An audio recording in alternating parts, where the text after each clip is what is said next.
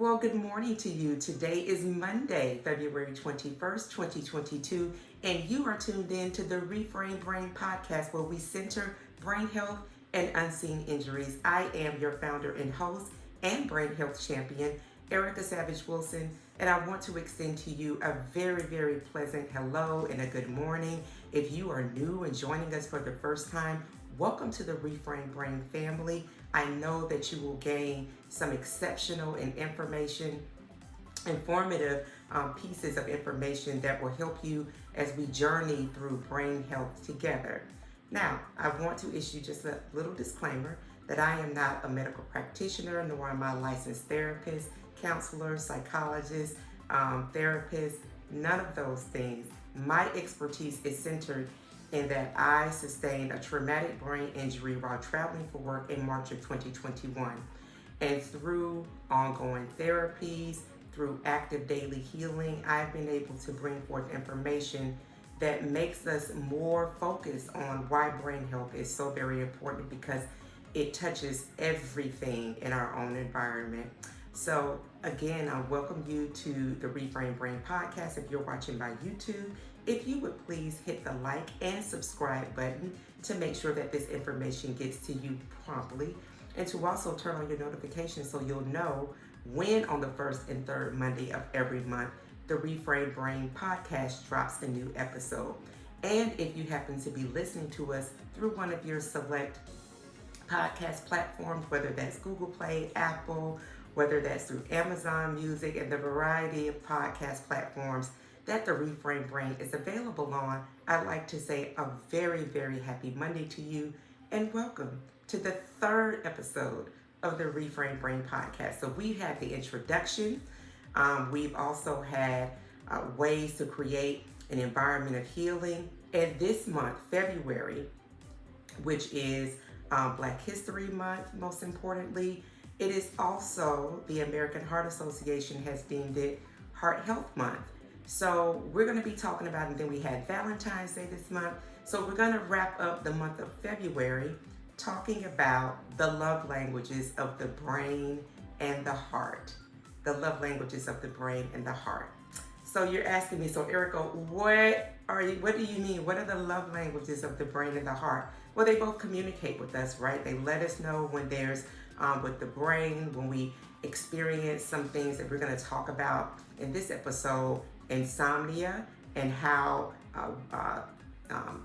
medical practitioners have seen an increase of people that are suffering from insomnia since the start of the pandemic, and the American Medical Association termed that particular incidents that folks have been experiencing coronasomnia. So we're going to be talking about that, and then as it relates to the heart, the love languages of the heart. What speaks to the heart?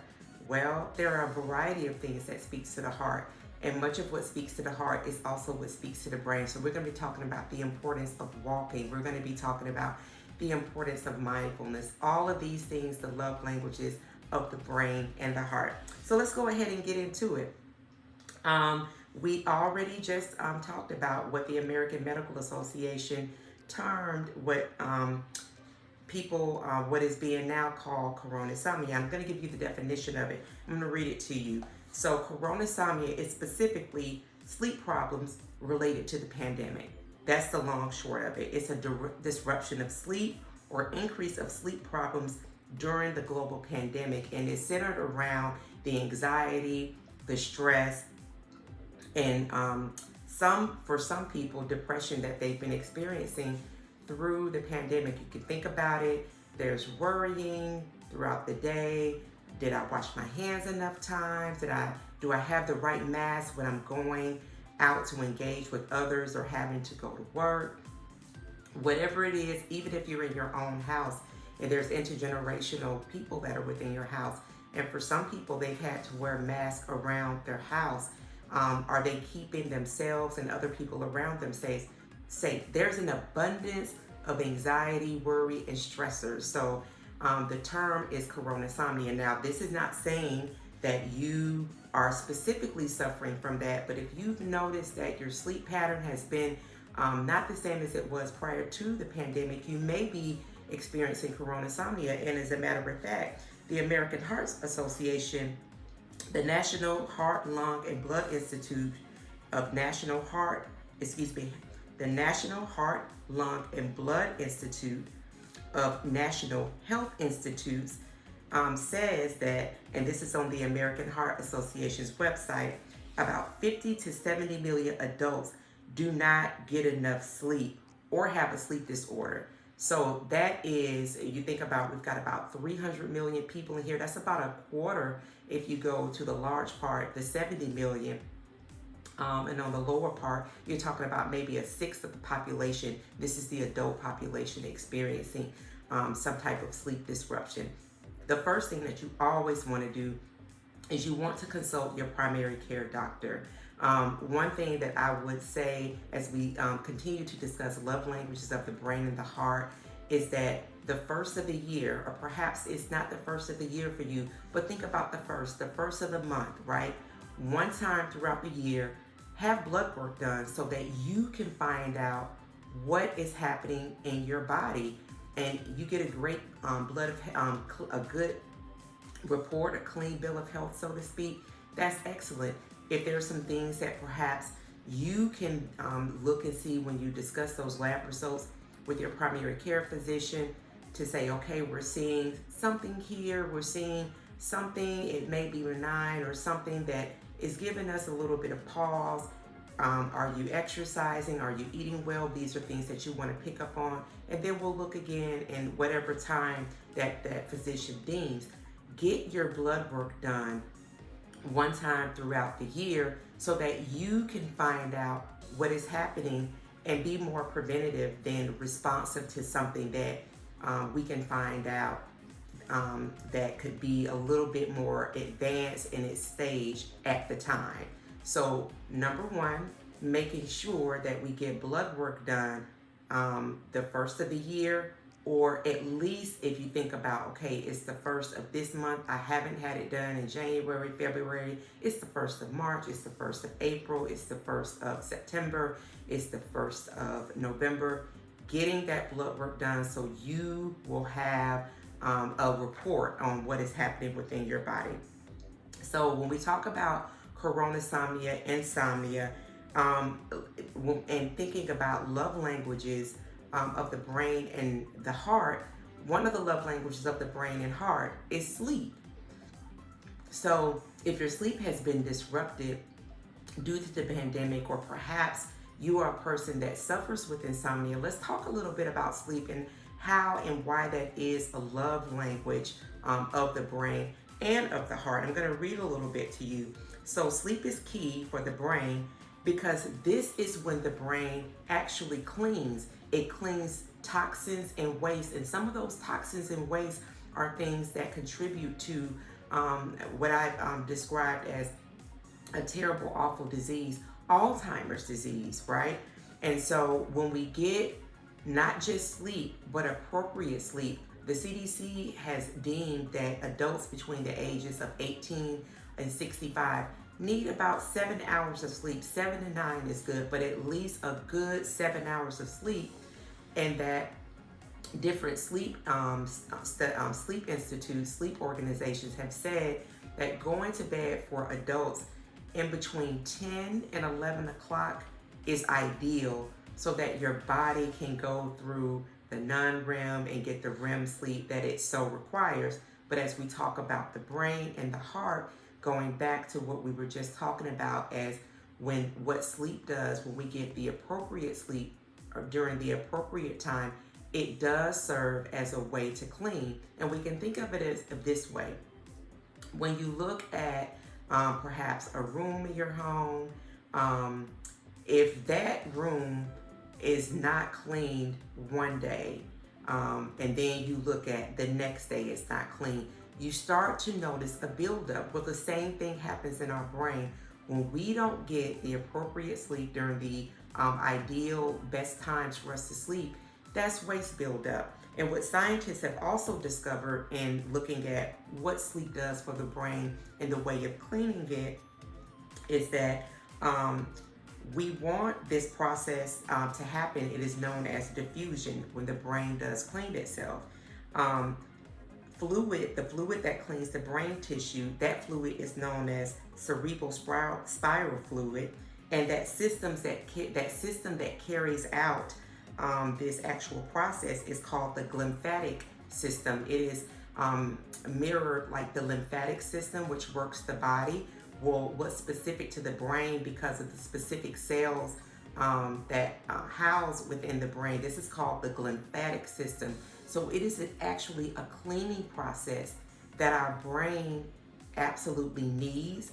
And it happens when we're doing what we do over about 1/4 or a third of our human lives, which is sleep. So if you want to express a love language to your brain and to your heart, specifically to your brain and to your heart, but to your entire body, you want to make sure that you're getting adequate sleep. Now, you're saying, okay, well, Erica, it's difficult for me to go to sleep. I have so many things that I have to do. I have a business I'm running. I have children. Understandably so. I can understand those things. And also understanding that just as those things have a level of priority in your life, your body, you have a priority as well. Your body is an instrument. You are divine intelligence, and ensuring that you're able to stay in optimized form. You want to do something that your body requires in order for one of the most powerful and complex organs in the body, which is the brain, to be able to have its own way of cleaning as well. So 10 and 11 o'clock at night, making that a habit or a target to go to bed at night. Some of the things that I would suggest are, particularly if you have younger kids, you want to make sure those kids are getting to bed a little bit early. Around the 8 o'clock time frame is what different research groups recommend for young children to be in the bed. For yourself, you get the young children to bed. You start your process of actually preparing yourself for good sleep, and that's called sleep hygiene. So some of the things that you want to do, you don't want to be exercising 2 or 3 hours before you go to bed, right? You want to have gone ahead and have had your dinner. Your devices, one thing that I strongly recommend is actually taking the notifications and preparing to go ahead and switch them to an off position or to a sleep position, so that by the time you're actually in your bed and preparing for sleep, you're not turning over that screen of your phone and looking at that light. We were not built to have all of that screen, artificial light emitting always around us. So going ahead and having a timer so that the notifications for your social media, for texts and things of that nature, that is on the decline at least a couple of hours before you go to bed. Also, if you're a person that has perhaps work things in your bedroom, to move those items, laptops, any type of equipment that will cause you to get into your work mode, you would want to remove those things out of your bedroom. If you're limited in space, put it away, tuck it away up under your bed, or if you have a closet, or perhaps if you have a nightstand, just tuck it away so it's not something that you can see. And if you're a person who likes to have the television on, Amazon Prime Video has some really good soundscapes, and they have a blacked out screen so that you can listen to the sound but not be awakened or have that blue light emitting as you prepare to go to sleep. If you don't have a television in your bedroom, which is great for you, have something on like some noise or rain, something very soft. And if perhaps that doesn't work for you, reading something that won't, not necessarily maybe a page turner, something that'll kind of almost bore you to go to sleep. So doing that also helps, and making that a routine. So by the time you get to the 10 o'clock mark, your body, you have already done the work of preparing your body for bed. You've already taken a nice shower. You've already taken a nice bath. You've already gotten to that place where you are really ready to tuck away up under your sheets and prepare for bed. One of the things that I mentioned in the last podcast around kind of giving yourself, creating an environment with healing, is having herbal tea or a kind of decaffeinated tea. I prefer decaffeinated green tea. It is an excellent way.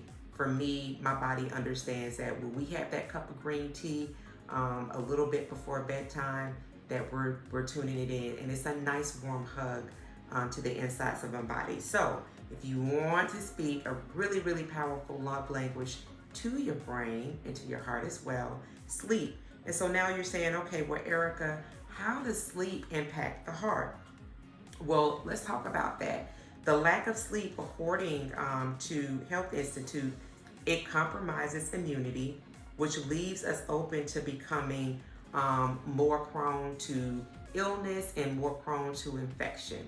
So if we don't get a good amount of quality sleep, you'll notice that when you wake up in the morning, you feel a little groggy, you don't feel your best self, and lack of sleep also causes us not to be as sharp, be able to focus, and it impacts our recall. And as it relates specifically to the heart, lack of sleep, when we're talking about compromised immunity, because we know that the heart is an organ that has 4 chambers, and those operational chambers are muscles in themselves. We're talking about what lack of sleep does for the heart. High blood pressure. For people that don't suffer with it, it could lead into high blood pressure. The National Health Institute on Heart, Lung, and Blood also say that it leads to heart disease, kidney disease. It makes people predisposed to diabetes, stroke, and obesity. So these are all diseases and conditions that specifically impact the heart. Lack of sleep does that. Again, go through those again. And this is from the National Health Institute, the Heart, Lung, and Blood Institutes. Those collective health institutes are telling us that it leads to heart disease, kidney disease, makes one pre-diabetic, increases the likelihood of stroke, obesity, and they've also noted that elevated cholesterol levels as well. So sleep greatly impacts everything around us. And so we want to make sure, again, for adults in between the ages of 18 and 65, that we're getting at least a good 7 hours of sleep, so that, number one, as we said before, our brain can do the cleaning of the detox, however it is that you want to word that, but that brain tissue can be cleaned of those toxins and waste that have been collected throughout the day. When it's active, we're taking in all of these messages throughout the day, not even aware of all of the messaging that we're taking out throughout the day, that our brain has an opportunity to actually do its own house cleaning. And for our heart specifically, that we want to make sure we're getting good sleep so we do not make ourselves predisposed to heart disease, kidney disease, elevated levels of cholesterol, high blood pressure, making ourselves predisposed to being diabetic, at risk of stroke and obesity as well. And so when we think about also what is the love language of the heart and the brain, we've talked about sleep. There's also something that a lot of us think, well, I do that every day, but maybe not with the intent that perhaps we need to carry, and that is walking. So sleep and walking are love languages of the brain, and the heart. So you're saying, well, Erica, how is that a love language of the brain and the heart? Well, I'll share it with you. It is great for the heart, and it's beneficial for both, because number one, as I've talked about, and I continue to reiterate this, the brain is the most powerful and complex organ that we have, and also the heart is our primary organ of our circulatory system. 2 very important organs that carry out very specific functions the brain actually messages to the heart. So the brain is the CEO of the heart. So we want to keep both of those happy and in harmony, and walking does that. What walking also does is it impacts our sleep. It also impacts our mental health, which is very, very, very impactful around brain health. And it then yields net positives for our cardiovascular system, which is our heart. It is a good moderate exercise, and in that we can practice mindfulness. Mindfulness is being very intentional about what it is that we observe, being very intentional and being very present in that time. So taking a 10, 15, 20 for some people, it's a 30-minute walk for some people. They walk upwards to an hour or more.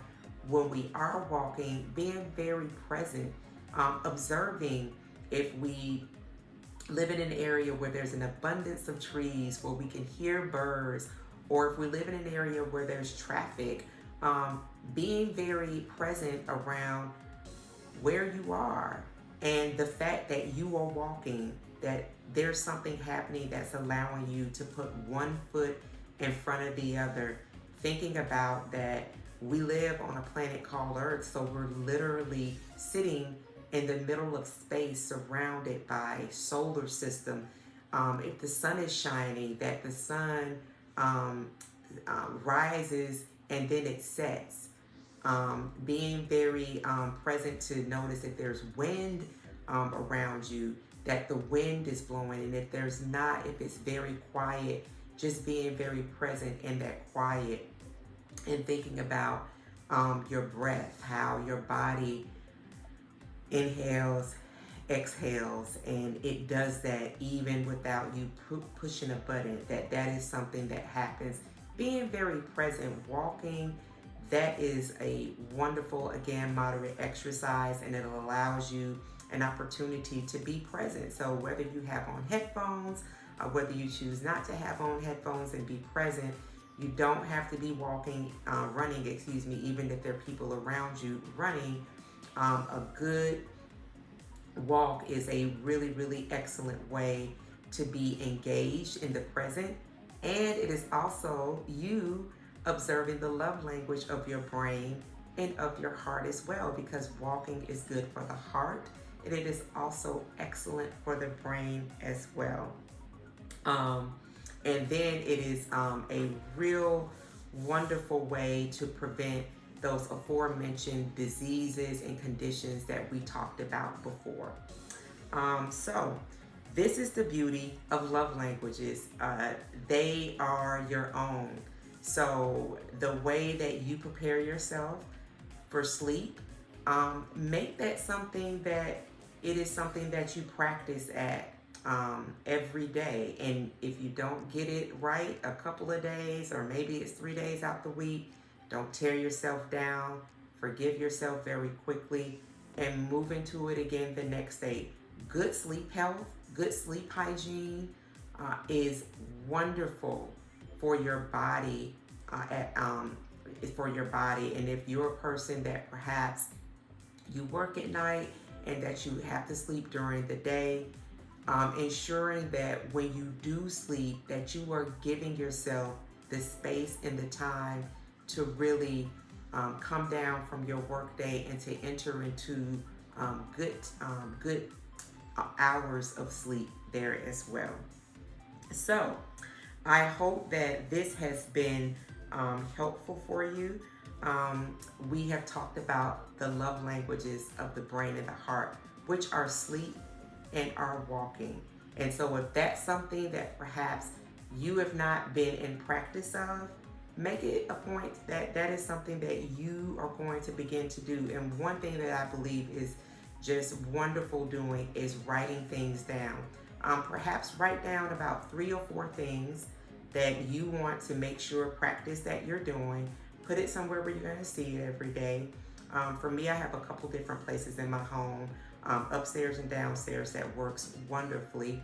One of the places I love to write things and put things is in the ensuite, to say, okay, when I go in and have a seat in my bathroom, that I understand that this is the preparation time for me to prepare for to go to bed. And so I get a little bit excited around that. And also, if you don't have any plant babies are excellent. As you can see, to my left is my baby. I haven't shared with you their names, but I have names for all of my plants.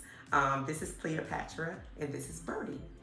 So Cleopatra and Birdie help the environment of the home, but also if you have plants in your bedroom, they are also really good at cleaning the oxygen in your room and have some benefits with sleep and calming and things of that nature. So I hope that this podcast was very, very helpful for you. And if you have not yet had any blood or lab work done, from me to you, I am asking you to please make a point to get an appointment to have blood work done so that you can be in full command of what is happening with your body.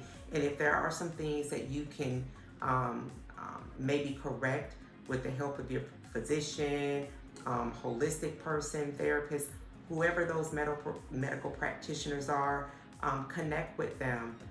Make them a part of your team, your health team, so that you can live well. Because what we want to do on this podcast is make sure that we are centering brain health and unseen injuries, and the flow of that are so many things that impact us in the environments that we enter, particularly the environment outside of our home.